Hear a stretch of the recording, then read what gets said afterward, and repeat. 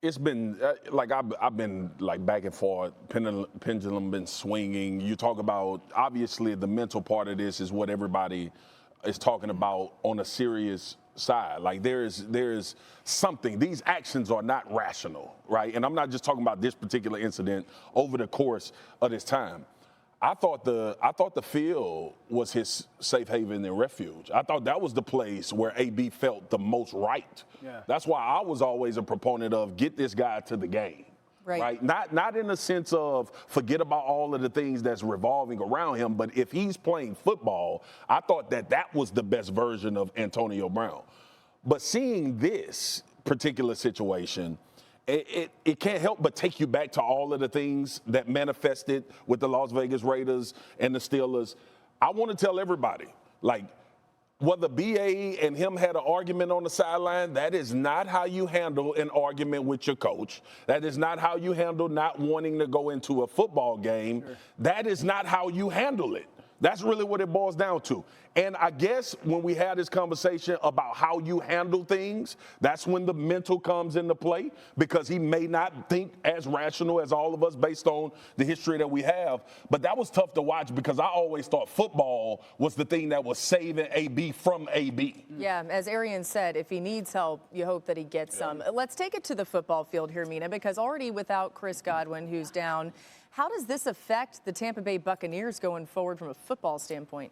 This is a massive loss for them from a football standpoint because, as you said, because of the Godwin loss. When Antonio Brown did play, he consumed over a third of Tom Brady's targets. And the guys that they have behind Mike Evans on the depth chart at receiver, Steele Grayson, who was awesome yesterday. LSU, but not LSU football product. Tyler Johnson, Rashad Perriman, they're really fast, and you've got that element. But in terms of working underneath, especially when defenses play them, how I suspect they will in the playoffs with more of that shell coverage, it's not clear to me who that secondary option will be outside of Rob Gronkowski, who will have to be basically perfect from now on. It was excellent yesterday, but going forward, if this team wants to contend, Gronk basically has to catch every pass thrown his way. Yeah, what a tremendous challenge, but also tremendous opportunity for Byron Leftwich, their offensive coordinator. The foundation of this offense was the offensive line, one of the best units in all of football. And then they built it to really play around those three receivers, Mike, Chris, and Antonio Brown.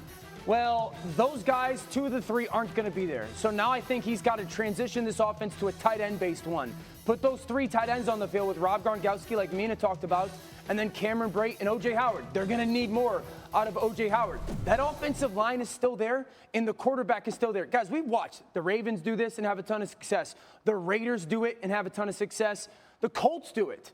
Build your offense now around those 3 tight ends like you did with those 3 wide receivers, and I think they can be okay because of the offensive line. Tampa Bay was 15-3 with Brown in the lineup during his Bucs tenure, certainly. Thank you for watching ESPN on YouTube. For live streaming sports and premium content, subscribe to ESPN+.